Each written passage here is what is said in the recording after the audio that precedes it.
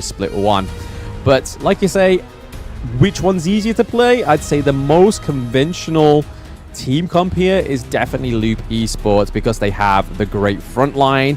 They have the Arlie, which on Zier is able to get in, out, and have those fantastic high-risk, high-reward plays. But then you got the Genmo, which sits a little weirdly within that team comp because he is going to be sat far away, using that couples blades long and short to try and get that optimal damage onto the enemy heroes on the side of AG Global. But here we are, game one on the Gorge between Loop Esports and All Gamers Global. Let's see how this starts to flesh out, Hauler. Yeah, it's going to be a great game, I think. I do like Loop's draft. I think they have a lot of outplay potential. The fact that they can kind of jump on you at any moments with Sunsa's his set sail, the boat that just kind of crashes in whenever he pleases. I think they have a lot of potential for outplay, right? That said, All Gamers Global, if their positioning is flawless, they're spread out when they need to, finding the right targets and prioritizing, they'll have a good game. So it's really going to come down to how does Loops find those engagements, when do they take them in, and are they able to find the right pickoffs? Because again, All Gamers Global, very, very squishy. Yes, a very aggressive early game lead here from ABH, taking down Myosotis for the first blood. Nobody on his team was there to help him. There was like, yo, bro, you're kind of on your own with this one. We're kind of tied in the farm lane. So Loops put in some amazing aggression already in the early game, Hauler. This is probably the answer to the question you just asked. Yeah, that was kind of like, I had like flashbacks to my rankings where like nobody helped me out. And I was like, buddy, hey guys, and I'm like, I'm Myosotis just getting run at. And unfortunately, I would have gotten killed the same way, but not great for All Gamers Global. Hopefully they can turn this one around because, you know, that's one of those things where you call for support, you got to be there. Yeah, I just had a vivid imagery of you just smashing the hell out of the come here button, the group, and then be like, first blood. It's like, oh, I told you should have grouped with me. Should have let me like die. You see me play live. Yeah. Little do you know. But yeah, again, that is a great start for Loops and really showing the cracks in All Gamers Global's team comp here. It's not an early game team comp by any means because the whole Yi needs those items to activate. You need those basic attack orientated enhanced items, whereas the side of Loop Esports, we just saw that the Jing can do so much damage in the early game. It's same with the Sun C up into the Clash lane. He doesn't really need as many items to be tanky from the word go. He has a lot of base HP. Yeah, ABH getting that kill, of course, and he's got the level advantage. I mean, he's kind of he's contesting it again. So this is going to be a very difficult situation. Here comes the set sail from the backside. Set sail straight into the back of the team there, which was beautifully played by Tempest, but I feel like Zaze there was trying to predict the Jing going in very aggressive again, which I feel was a really good play. It had great intentions, but Loops Esports, clearly the Nostradamus of Honor of Kings, just seeing one step ahead, baby. They're like, no, we saw that play coming. We've tried that play quite a few times. Yeah. And I mean, it's one of those things where you kind of, you have a feeling it's going to happen again. But again, All Gamers Global will able to kind of bounce back. Again, they need to defend that jungle. That's going to be super important coming into the mid game. I mean, it's only about 3 minutes and 45 seconds, so there's still plenty of time to happen. But, you know, again, Loops, if ABH starts to get this ball rolling, and I mean, he already has an advantage with the levels and gold, he's going to have a much more difficult game for All Gamers Global. Yeah, I think the interesting thing here that we're seeing right now is that All Gamers Global are doing exactly the same thing that VKS were doing when they had the whole Yi pick, is focus that Tyrant, because again, additional damage, Chain Lightning, could be crucial for them. There we go, they get it, but that is a fantastic engage from Sun C, taking down Qing Ling in the team fight. That is a 1-1 trade. Tempest does fall, but so does the Dolia. Overall, I feel like that trade, I don't know how you feel, Hauler, was definitely in the favor of AG Global, depending on what happens here. Yeah, definitely. I mean, I'll take that any day of the week. I mean, it sucks, unfortunately, for the Rome players to be like, hey, you're expendable, but in a way you are, especially if you can get a trade, you'll take that one, whatever at this point to get yourself back in it. But again, they're still a little bit behind, and this is where things are a little bit difficult, because Loops, are invading the enemy jungle. They're putting pressure on you, and you're not getting as much farm as you really want. And Milestosis is falling a little bit behind. He's going to struggle. And so now ABH even able to take some of the mid lane here, and they're trying to prioritize him on this Jing to make sure that he can kind of carry this game throughout. Yeah, we just saw one of the core items being built on Jing there, so the Axe of Torment come through, so armor penetration for those squishier heroes on the side of AG Global is going to be troublesome going into the next few team fights. Mithy was just there to get a little bit of insight there, potentially baiting the Dolia, but Gan and Mo getting the kill onto Lived in the mid lane, and it doesn't look like they're done just yet. There is a little bit of hesitance. Sunsea with a preemptive boat. Is that going to land? Yeah, Tempest coming in, using the boat like I use my boats, and I just crash randomly. Not able to control it. But nonetheless, they were able to kind of turn this one into a kill, as well as kind of pushing in that bottom T1, already taken out. And again, if Sherry is able to get as much free farm like this, you know, this is going to be a way more difficult game for All Gamers Global. You do want to stop the early, but the potential outplay is just massive on this hero. It's something that you don't want to see a lot of farm on. No, yeah, the Arlie, you do not want her to run away with all those resources and plenty of them. Mithy trying to give a little bit of intelligence to his team, dashing out of there so he doesn't get caught out in that 4v1 because it was looking brutal. Is Jing going to get hit by that Blazing Sun Harrow? No, it misses. ABH lives to see another day, because if that was set up correctly, we had Snow literally on her tail. That would have been the punishment for the side of Loops Esports. Yeah, All Gamers Global, they actually made a 4-man rotation expecting that arrow to hit. Unfortunately, sometimes you miss some shots, and he did miss that one. But now a little bit of pressure in the bottom lane. They're going to be pushed and thwarted back. But Kingland all the way kind of up in front. Oh, he does survive. Yeah, that slippery snake Dolia. I mean, a mermaid nonetheless, but stun going on to Mithy. Not the hero you want to be stunning, especially the fact that they still got his unbridled rage as well, which would just boost up his health. It would then push away the enemy team, enabling him to try and escape and just wait for his team to collapse onto AG Global. But as we've seen so far, Hauler, what do we expect going forward in this game? Is it a Loops all the way punishment, just a slow burning one, or are we going to see AG Global activate at some point? I mean, we saw it even with the last game with Vivo Keat Stars, is that they're very disciplined and understand the limits and the spacing, right? Where the lanes are, how they're pushing in. And they've been very almost controlling the tempo of the game, where AD have to react, right? Right now, they're kind of like, oh, okay, maybe we kind of pick off elsewhere. And they have not really been able to capitalize on any sort of kills right now. And again, they're just like fishing for information. They're really behind, and they're kind of struggling. It's getting to the point where they're slowly getting choked out by Loops. Yeah, they definitely seem to be funneling them in many other aspects. They do steal the blue buff on the side of AG Global, but okay, AG Global getting the kill on Tuesday there. We saw an overextended Ollie and a huge mirror dimension from the Jing there. It's coming through, but it wasn't actually going to pause or play anything into it. They are opening up the mid lane. Oh, Hauler, the AG Globals are needing to do something, and that was looking like the right thing, I feel.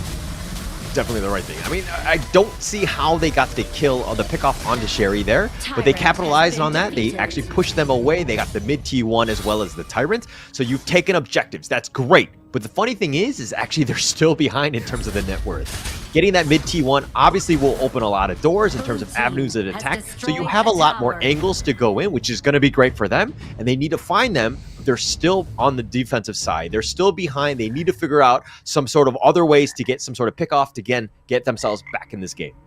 I've just got to mention there, look how beautiful and fluid that gameplay looks on the GT20 Pro. It looks superb. It looks even better than like my gaming phone, and that's probably like 10 times the cost.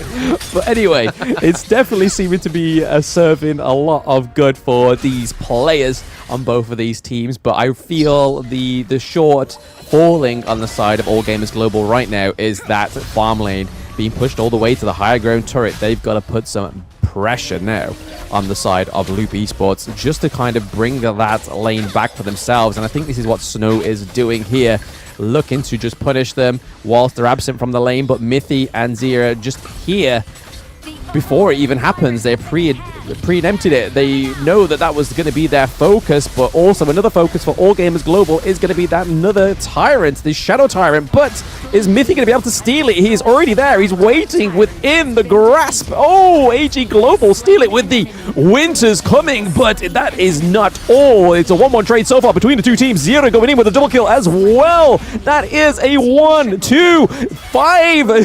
5-2 trade for Loop Esports. Zira getting a triple kill on the Ollie. Oh my gosh, Ola. What was that? Okay, AG were able to take the Tyrant. That was a win, but then they continued to fight and they got punished hard. I mean, losing all 5 members is absolutely massive, especially at the 10-minute mark. That's going to open up some doors. And now look it, they're knocking on the door of the T3. They've taken that one out. They're going to get out. Nice regrouping here. And they're going to take the enemy jungle as well on their way out. And this is going to look to hopefully turn into an overlord for them.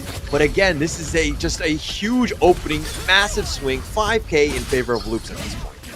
Yeah, such huge pressure for just one team fight. And for those watching at home, that is the recipe of a potential victory here for Loop Esports in Game 1. It's just, if the pressure is on, you get as much reward as you can. Because, as we saw in the draft, we knew that AG Global's team comp was not going to be the one that's going to be able to sustain a team fight, especially when they have the likes of Zhongfei and Sun Si both on the side of Loop Esports. Two fantastic front lines.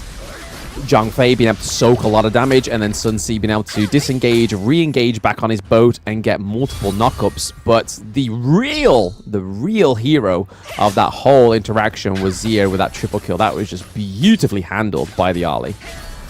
Yeah, very well played there. I mean, it's one of those things where, and again, this is probably a bad analogy and a bad influence to them, but if we're talking about Halloween, I don't know if you have Halloween there, but basically, like, sometimes the owners of the houses will just have their candy left out, and they'll have a sign that says, just take one, right? But it's one of those things where, hey, the opportunity is there, maybe I take more than one. Loops, in this case, had that opportunity. They took more than one piece of candy, and they came out the victors. And there's a reason why this network lead is kind of growing quite a lot, but ABH now on the run. Yes, ABH on the run, being able to escape with little help, but there is no other consequence for him because there's no way that they can catch him up. There is no real front line there to be had on the side of All Gamers Global. Sun Si looking to take a few bits of the enemy jungle, taking the red buff as well away from Myosotis. With him being more of a magical hero, magic damage orientated, means that that red buff isn't probably his priority. However, it could have been huge on the Ho Yi. More damage means more success within these team fights. But yeah, back to your Halloween analogy, I think Zia was face first in that bucket. He was just eating it there, not even trying to hide it and taking it back home with him. Okay, all right. You know, that's one way to go. All right, but Loops here continuing to push, putting on pressure. The top lane, Zai's just trying to do what he can. He's trying to get back into this. He's down 1.7k from, him and Sherry, that is. There's a pretty big gap in that role right now. And right now, all they need to do, AG, need to slow the game down. They need to figure out ways to extend it to give themselves a much better chance in this game. Yeah, if there's one thing that Loops has already proven to us with their past two games is that the late game is no struggle for them, it seems. Like we saw between R8 and the other team that they played as well. They just did not struggle. They was just like, yeah, no, bring the late game to us. We will definitely meet you there and meet you with vengeance. But even if they do seem to slow down the game on the side of All Games Global, they've still got plenty of turrets to be taken. T1 both in the side lanes, T2 in the mid lane. It's not like it's going to be an all doors open access if they do win the next team fight.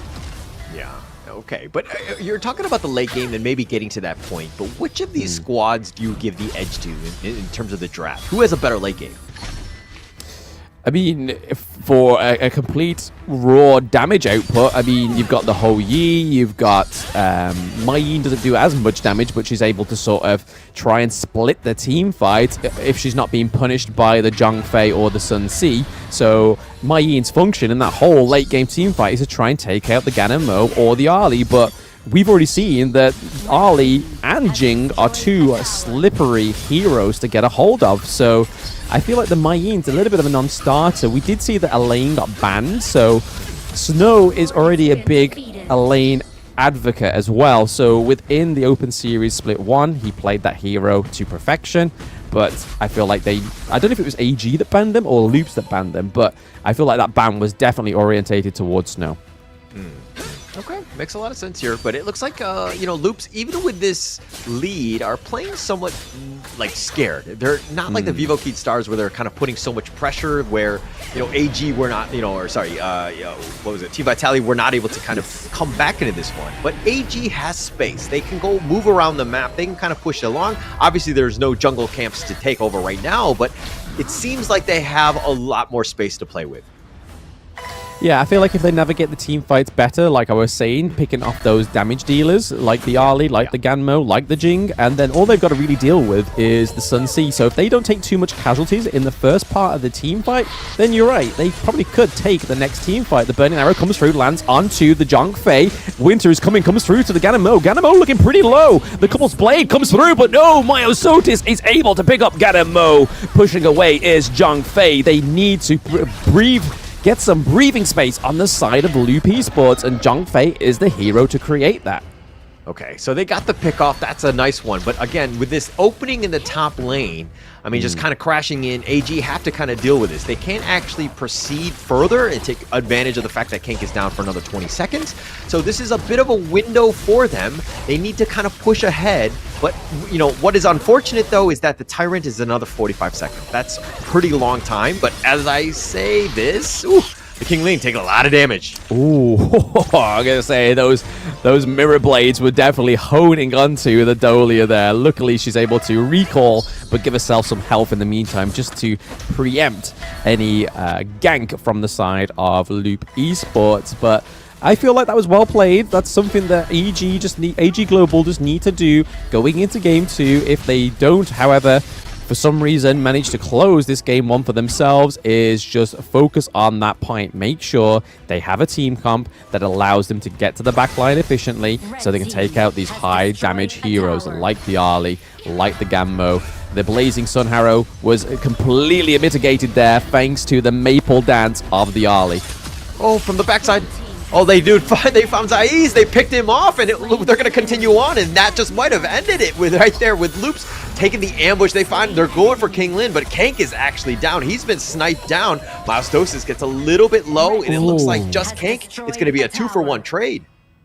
That sustain from Myosotis was crazy. Like, she was taking hits left, right, and center, and then all of a sudden she was like, up into the air, gets that sustain, gets that heal, and then Dolly is like, bro, don't worry about it, we'll heal you. But this is the important part here for Loops. They do have the empowered minion. Sun Si's coming around with the second wave as well, trying to crash into the backside of the Mei Yin to keep her away from those squishier heroes, but Myosotis is up in the air, untargetable so far. They are still trying to catch out a member of All Gamers Global, and All Gamers Global, if anything, played that almost crucial game-ending play to perfection.